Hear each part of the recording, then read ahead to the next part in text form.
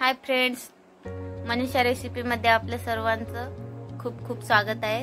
आज रविवार असल्यामुळे आम्ही ठरवलं होतं की शेतामध्ये छान अशी चिकनची पार्टी बनवायची आहे। तर आम्ही शेतामध्ये आलेलो आहोत फ्रेंड्स। त्यासाठी आम्ही चिकन 3 पाव आणलेला आहे। आता आम्ही ते चिकन त्यासाठी मी इथे दगडाची चूल मांडलेली आहे। दगडामध्ये आम्ही एका बॉटलमध्ये तेल घरून घेऊन आलेलो होतो, ते टाकून घेतलेलं आहे। ते खडे मसाले पण याच्यात टाकून घेतलेले आहेत। शेतातील चिकन पार्टी म्हणलं की खूप छान अशी मजा येते। आमच्या शेतामध्ये पाण्याची वगैरे सगळी सुविधा आहे। आसपास सगळी कामं झालेले होते आमचे। दुपारून आम्ही चिकनची पार्टी बनवायला घेतलेली आहे। आता आम्ही यामध्ये छान असा बारीक चिरून घेतलेला कांदा टाकून घेतलेला आहे। कांदा आपल्याला छान असा परतून तेलामध्ये घ्यायचा आहे। आणि चुलीवरची चिकन बिर्याणी म्हणलं की खूप छान अशी होते। आजूबाजूला खूप छान अशी हवा सुटलेली आहे। तर यामध्ये लसूण आणि अद्रकची पेस्ट पण आपण वाटण केलेलं टाकून घेतलं। अद्रक लसूणचा कच्चेपणा निघून जाईपर्यंत आपल्याला याला परतून घ्यायचं आहे। अद्रक लसूण छान असा आपला परतलेला आहे। यामध्ये आता आपल्याला मिरची आणि टोमॅटो टाकून घ्यायचे आहेत। टोमॅटो टाकून घेतलेला आहे मी इथे। आता आपण वरून चवीपुरतं मीठ टाकून घेतलेलं आहे। मिठाने आपले टमाटर लवकर गाळ होईल।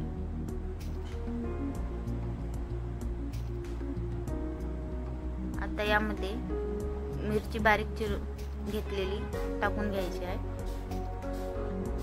2-2 तुकड्यामध्ये मी मिरची इथे करून घेतलेली आहे। मिरची आपल्याला साधारणतः 1 मिनिट परतून घ्यायची आहे।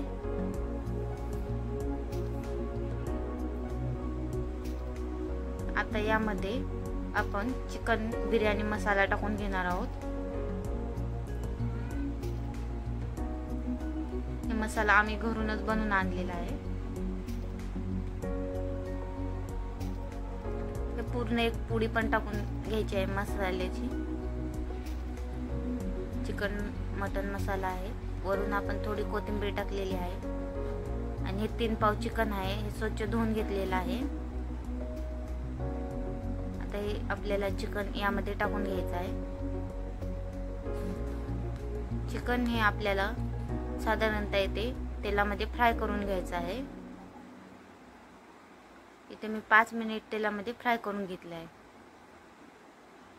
आता आपण यामध्ये 3 पाव चिकन मध्ये 1 किलो मी तांदूळ टाकून घेणार आहे।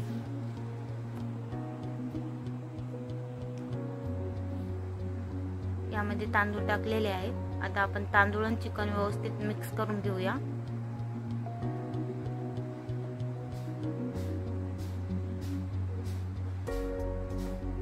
तर आता हे तांदूळ आपले छान असे मिक्स झालेले आहेत।